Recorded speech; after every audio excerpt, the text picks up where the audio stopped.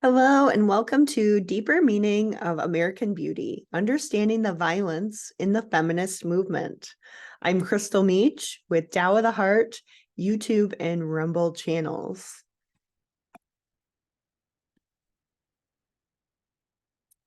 As always, your likes, shares, comments, support, and subscribes are always appreciated.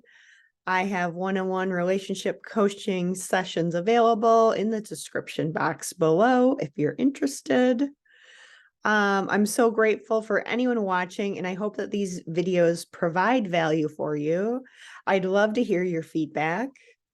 You can also look on my channel for more great deeper meaning of movies. And also I have 2 webinars available called Transformation to Queen. These are esoteric instructions for helping you understand your results in relationships. With Deeper Meaning of American Beauty, we are using a story to grasp concepts of results. And some of these may resonate in your life, some may not. Take what resonates and leave the rest behind. So we're going to talk about the film, and then we're going to go into a scene-by-scene analysis and then conclude. So American Beauty was released in 1999. It won 5 Academy Awards or Oscars. Sam Mendes was the director, and I think Alan Ball created the film. And he said in a 2000 interview, it's becoming harder and harder to live an authentic life when we live in a world that seems to focus on appearance. And then in 2020, Sam Mendes said that today they couldn't even make that movie. So why couldn't they make it today? Well, the feminist movement is why. And the whole point of what's going on in our world today is related to the feminist movement. And many women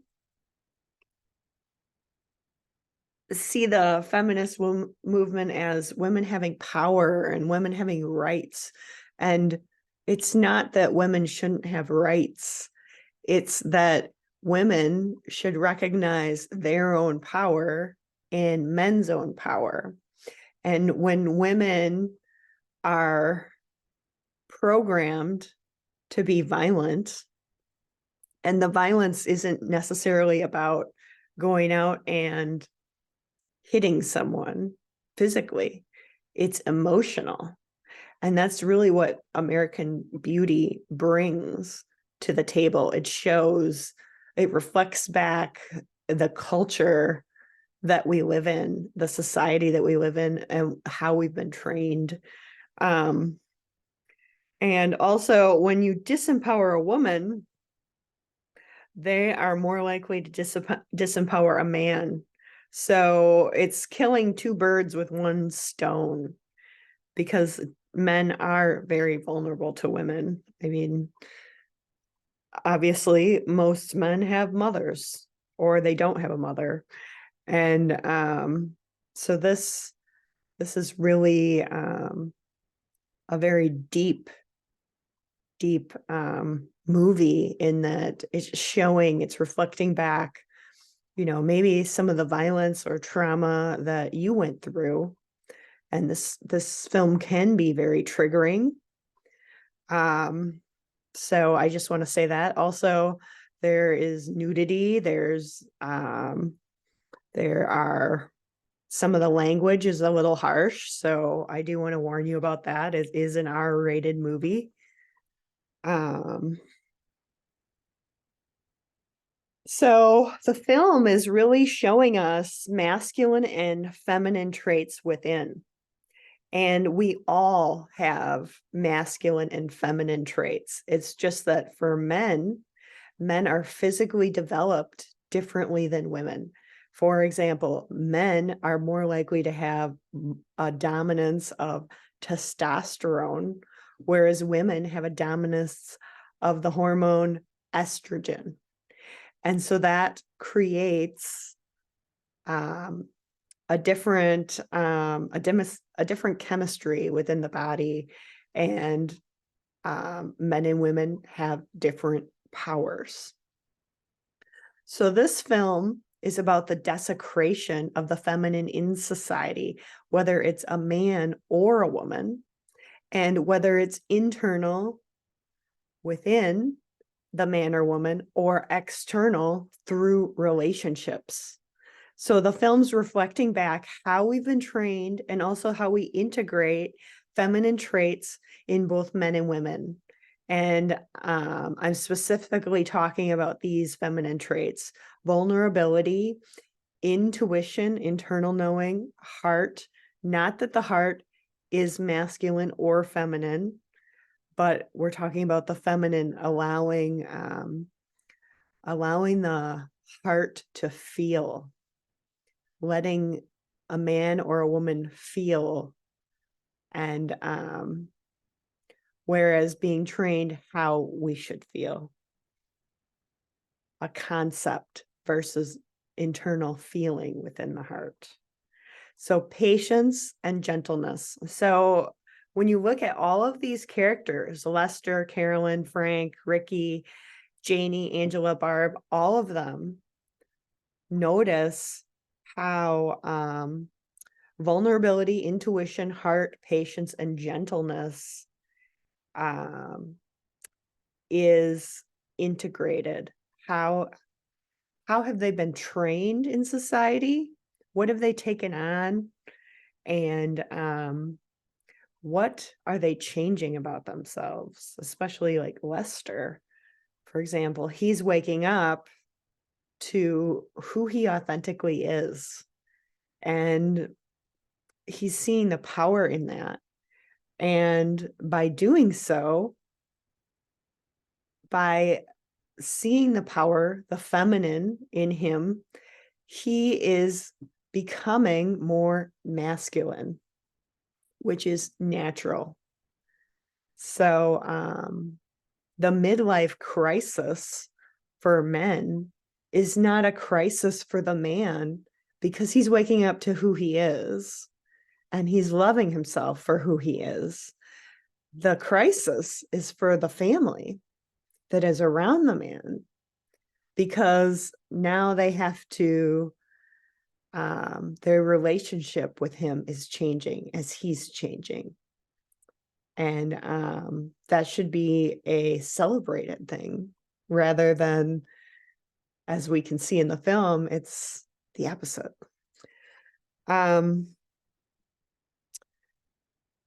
So this film helps us truly understand the teachings of Neville Goddard, his greatest gift to humanity. I'm a disciple of Neville's, and this came through the Akashic Records. It says, how do you explain the violence in the world if everything that happens here is a reflection of the inner world? And this is really beautifully connected to everything that's already come through in our time together. The violence in our world is caused by self-violence. Do you see? The incapacity due to the training of the matrix and certain proclivities within family and culture at this point in this timeline. Oh wow, yeah. We've been trained at not being soft and gentle and patient with ourselves. So violence blooms within. Hatred for the self, impatience with the self, aggressions towards the self, all kinds of self-abuse happen inside in the silence of our own hearts. This begets the violence of the world in completion. Do you see now? I know you do. We know you do.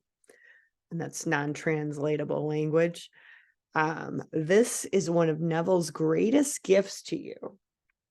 And the fact that you've siphoned this particular question, excuse me, beautifully put, beautifully rendering the final act here in this session. So let's just dive right in, scene by scene analysis. And this is a pretty long movie, so I'm gonna try. I have so many details that I see. You might want to take this in bits and pieces and watch this to really understand what's happening. So it starts with Jane or Janie talking about what her father is lacking, being a role model. This scene shows up later in the movie as well, but it's how she got to this point. So, role model according to what? So that's our first trigger, because we also see Carolyn later talking about him not being a role model. So she's kind of taken on her mother's programming. And she's a young girl. She's, I don't know, 15, 16 years old. And her father can't hide his admiration for women. So that's what she's talking about, and we'll get into that later. But she sees him as some horny guy that will spray his shorts whenever she brings a friend home. And now, granted, we want to talk about like a man that's going after a girl that is under 18. And I'm in no way condoning trafficking or women, young girls sleeping with men, grown men. I'm not saying that. But as a 15-year-old, they're looking for attention. And we're going to see that with Angela. And they're very vulnerable to men because men are protectors and providers. So even though it isn't right, and even though she may feel a need to please or to be appreciated by a man, that doesn't make it right. So I just want to say that for, the women that are dealing with that. Doesn't make it right, but it's the feeling. There's nothing wrong with your feelings, and to own your feelings. And that's what this whole movie is about. So where does she pick up this disdain for her father? And we're going to see her mother in a little bit. She says someone should put him out of his misery. This is her own father. He says, "Want me to kill him for you?" She says, "Yeah, would you?" So as a teenager, I think Janie feels that her father doesn't love her. And that couldn't be farther from the truth. He does love her, and maybe he doesn't show his attention for her. But at the same time, we're going to see how Janie was programmed by society and her mother to treat her father. And so let's get started. So we're in a typical neighborhood. Lester's 42 years old, and it says in less than a year, he'll be dead. He says he doesn't know that yet, but in a way, he's dead already. He's in the shower getting off. He's not living his life authentically. That's what he means by he's dead already. So the midlife crisis for a man, which I've said this already, is not a crisis for him, but everyone around him. He becomes authentically himself, and as a result, his relationship with others changes. So, this self that has been waiting to come out is a crisis for women. He can no longer be manipulated. He is not going to do what they want, but what he wants. So, Carolyn's in the yard cutting roses. And I think I read on this movie that all the roses are related to the illusion of beauty, but symbolically throughout time, roses are really about desire. So I kind of see it as her cutting desire. We meet Jim and Jim, next door lovers. What does Carolyn immediately notice about Jim? His tie. So why is that important? It's important because she's all about the material world. So Lester is the first to look internally in this film. And Carolyn has been trained and programmed through society and family to live for the material world, to please others. So she is caught in narcissism.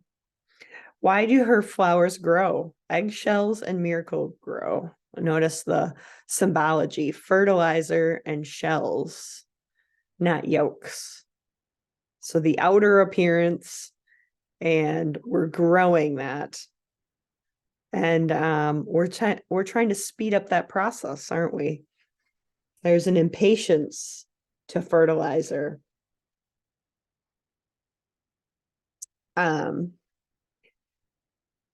He says she wasn't always like this. She used to be happy. We used to be happy. His daughter Jane is an only child. She's a teenager, angry, insecure, and confused. Notice Jane is looking at breast augmentation. Again, how is Jane being trained by Carolyn? Her breasts are not meeting the target of the perfect person. So she's been trained by not just her mother, but by society to meet the target of a perfect person. And what is a perfect person? That's been created in your ego to keep you safe, to protect you.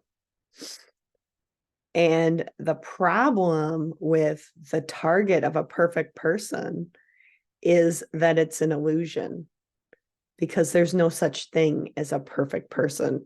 You're already perfect. So you're showing that you're lacking. So you're living in lack. So she will always have that low self-image or insecurity by not meeting that target. And the reality is showing up over and over of her as not a perfect person. So she can't really see her own brilliance or her beauty because of this construct. So as Jane comes out of the house, what does her mother say?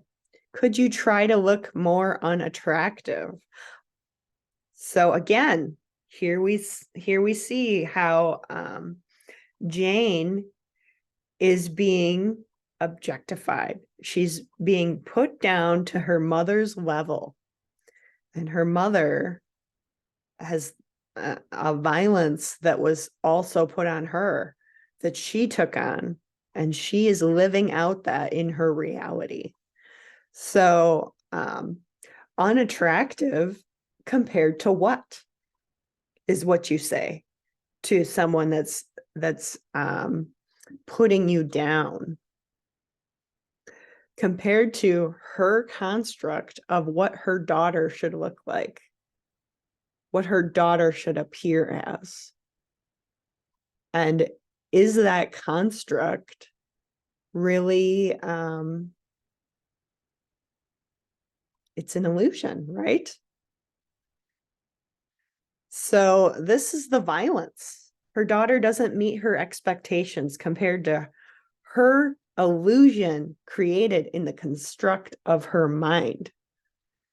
So if you watch The Matrix really helps you also with this. And I'll do one on The Matrix. It'll probably be just as long as this one. So notice she's wearing a business suit.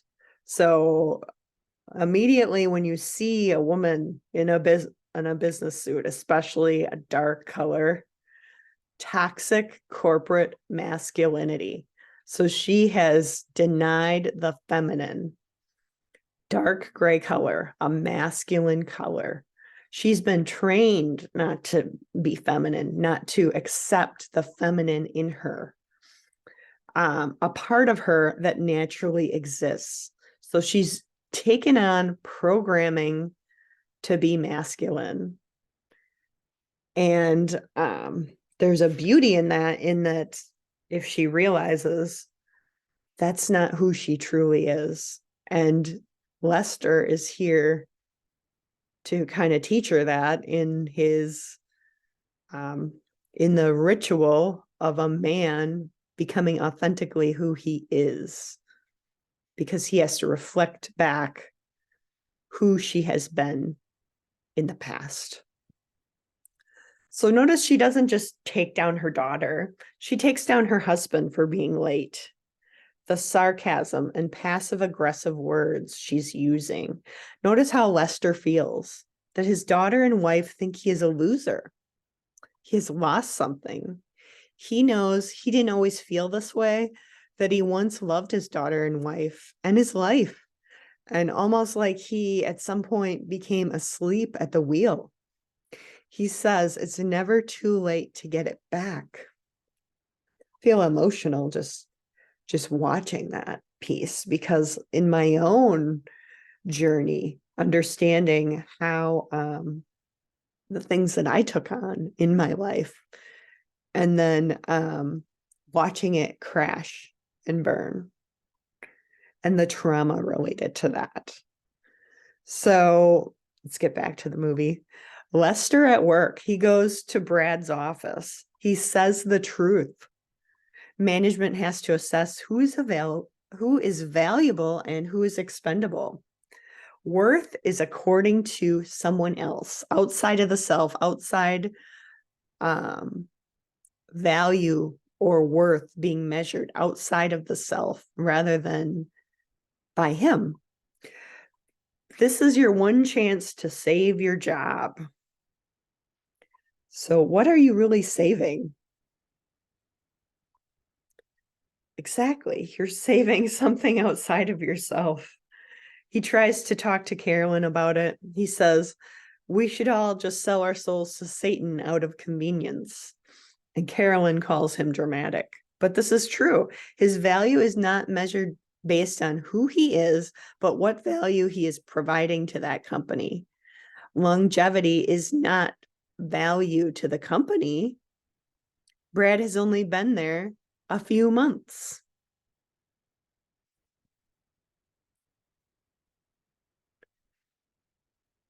The subject is changed as they notice new neighbors moving in. This is Frank and Barb and Ricky.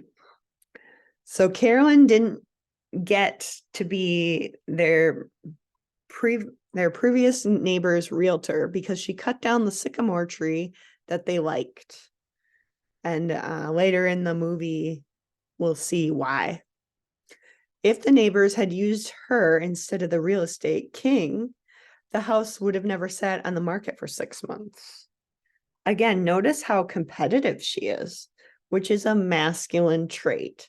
She's competing with a man.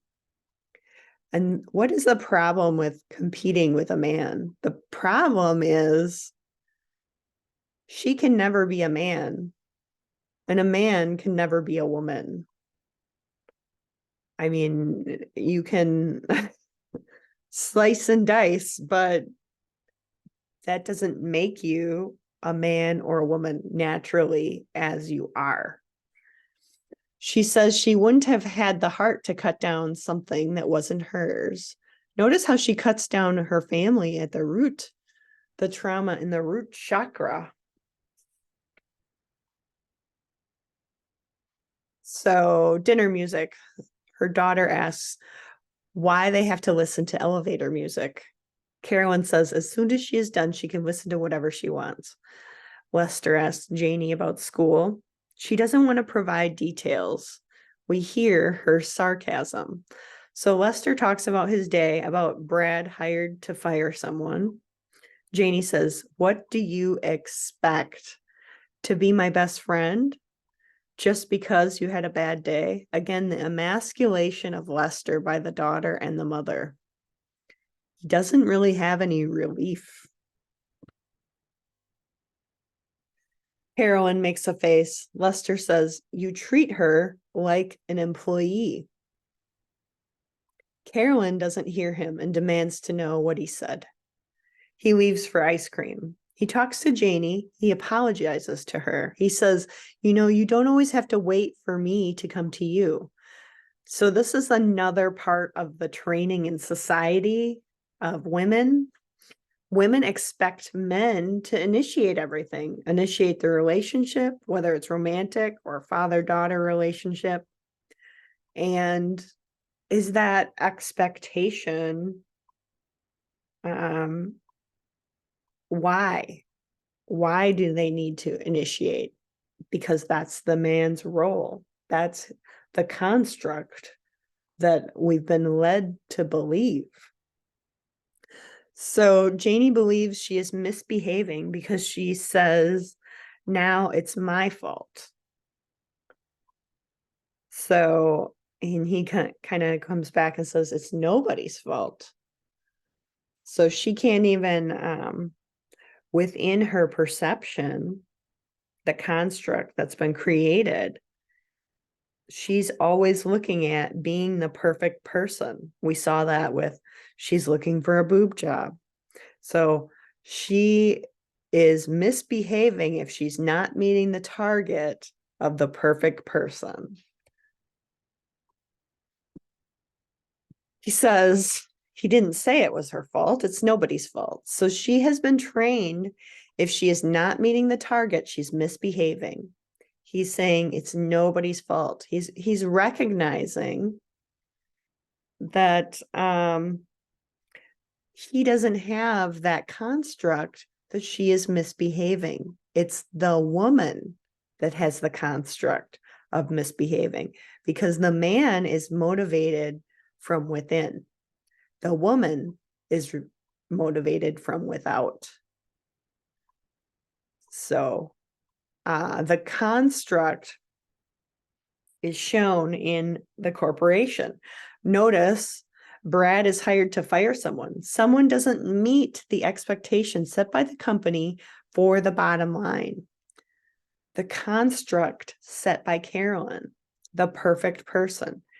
Janie has taken that on, her ego. Her breasts aren't big enough. He asks, what happened? They used to be pals. And then someone is videotaping their relationship. Lester is looking out the window, doing the dishes, wondering what happened to his relationship with his daughter. And we meet Ricky, who's videotaping them, the new next door neighbor. So we come back to Carolyn, the realtor, competing to sell. She's attached to the outcome. She will sell this house. Notice how hard she is working to get the house ready for sale, because a clean house is going to sell it. If it's in the perfect condition, it will drive it to be perfectly sold. She must put her mask on, her makeup. Notice how she has lied about the aesthetics of the property. Details say it's a tropical lagoon, and one person calls it a cement hole. So Carolyn is selling the potential reality. That's the reality she lives in. The future, not the present. Lack in the current present moment. Then Carolyn breaks down. She's breaking down because of her unrealistic expectations. This is the violence in her mind. She's not meeting the construct of the perfect person. She created that construct. She was trained to have that construct by society, by her family. Love was conditional, and she accepted that as her reality. Notice how she doesn't just cut down Lester and Janie. She cuts down herself. Shut up, stop it, you weak, you baby. She can't be gentle with herself. She can't love herself, and she can't love others. Notice how she buries her feelings inside and leaves. Janie's parents are coming to watch her tonight at the basketball game. Her parents are making an interest in her. She says they're such assholes. Why can't they have their own lives? Notice the insecurity she has.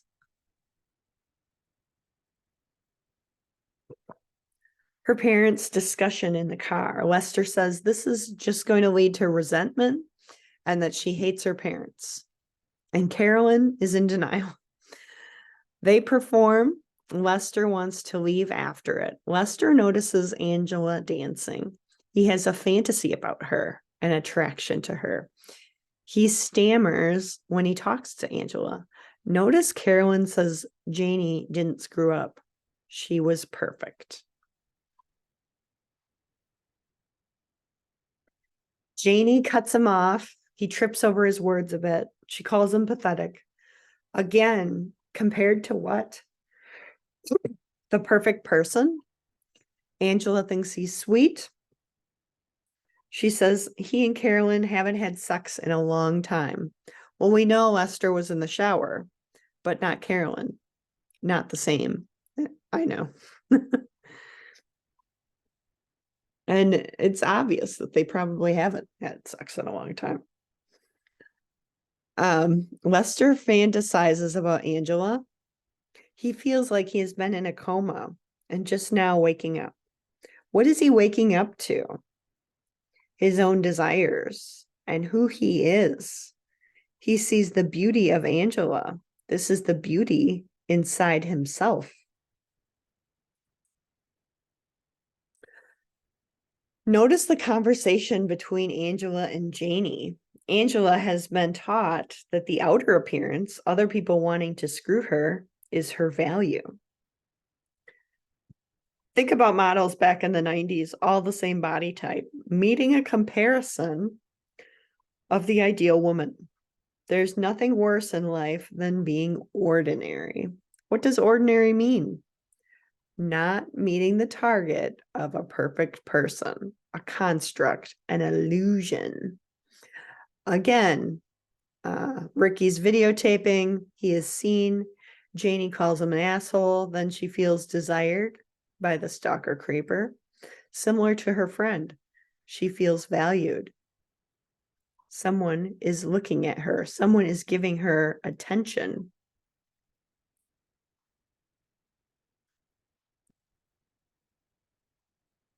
Ricky goes downstairs. His mom gives him bacon. He says he doesn't eat bacon. She says she's sorry. She must have forgotten. His dad says the country is going straight to hell as he reads the paper. Notice what reality he is in. The vibration of reading the news.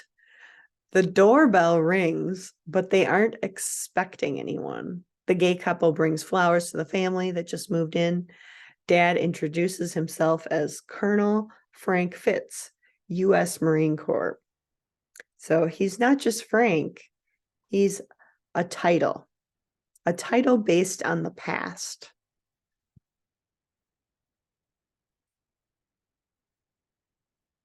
Notice how the dad is agitated by the gay couple, asking if they are business partners. He asks his son why faggots rub it in his face. How can they be so shameless? What is his insecurity? His own sexuality. His son feels they don't have anything to be ashamed of. Notice how his son sees the world differently, but his son changes his tune. Notice his programming. It kicks in. He obeys by saying what would please his dad. They make me want to puke my guts out. So he has to betray himself in order to please his father. This is the violence he has consented to for conditional love. And for him, it's the currency of not triggering his dad to beat the crap out of him. We'll see that later. His father approves of his son agreeing with him. Back to school, Janie and Angela are talking to two girls. Notice that Angela slept with a photographer. He shoots for Elle on like a regular basis. Her worth is outside of herself. It's not based on being, it's based on doing. A girl calls her a prostitute, and Angela believes that's how things really are. She feels she must exchange sex in order to receive value. Notice how they said she was in 17 once and she looked fat. Fat compared to what? The perfect person? Christy Turlington? A target that can never be met. Could she ever be Christy Turlington?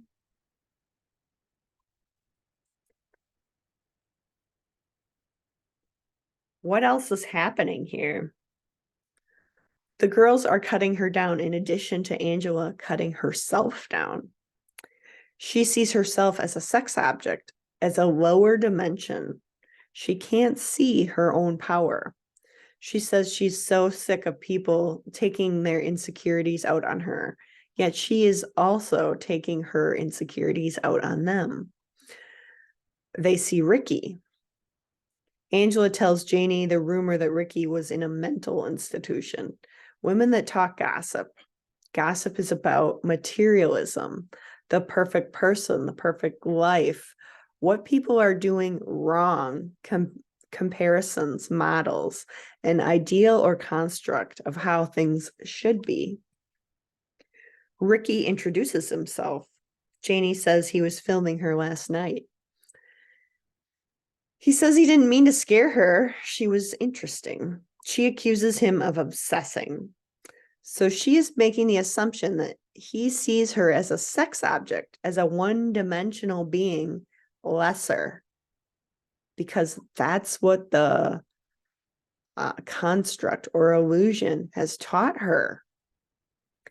Notice he says he is curious. So Ricky is seeing her the opposite of how she sees herself. He is seeing her beauty, her brilliance, her femininity. I can't even say it. Femininity. Why does he dress like a Bible salesman? First clue. That can't be real. Angela is wrapped up in the fact that he doesn't notice her. He didn't look at me once. Yet he notices Janie.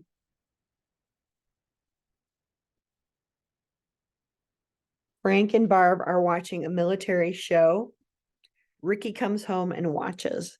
Notice how quiet Barb and Ricky are. They don't say much, just watch the screen. Barb thinks she hears something, but no one said anything. So we're kind of seeing that Barb is, she's not really there. She's pretty numb to the situation. And I think that's related to her relationship with her husband, or lack thereof.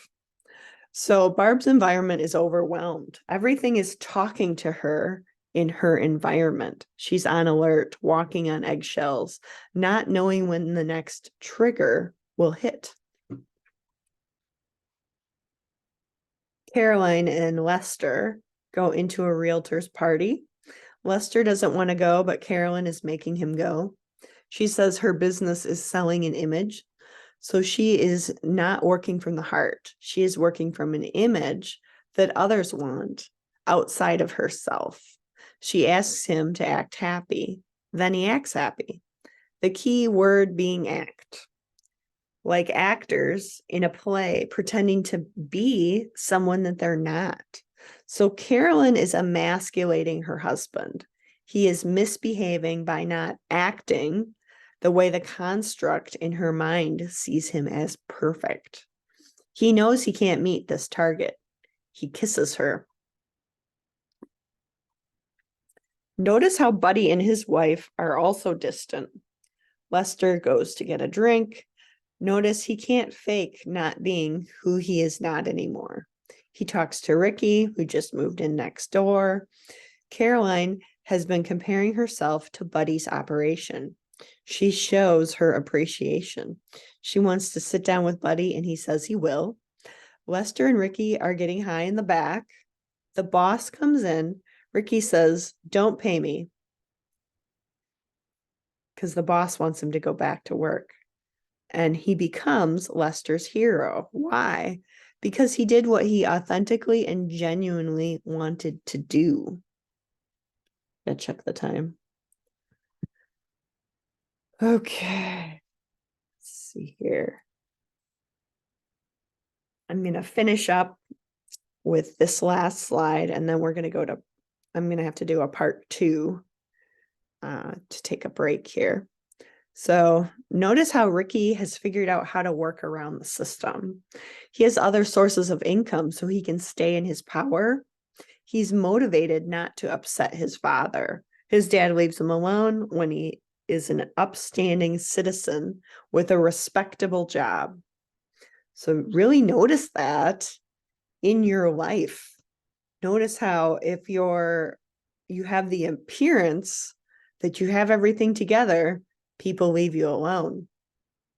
And that's definitely the case with Ricky and his dad. When he's not misbehaving, his dad leaves him alone. So Carolyn comes to get Lester. Notice he is in trouble. For what? Misbehaving. Misbehaving according to what? Carolyn's view of the perfect person. She wanted her husband to act a certain way at the realtors convention. The point is the emasculation of men. Notice how men are not motivated once emasculated. Even when Lester tries to give her more power, he's kissing her. She can't see it. So we're going to stop right here. I think I'm going to do this in 2 parts, maybe 3, because again, this is a long movie. I'll see you in the next part. Have a great day.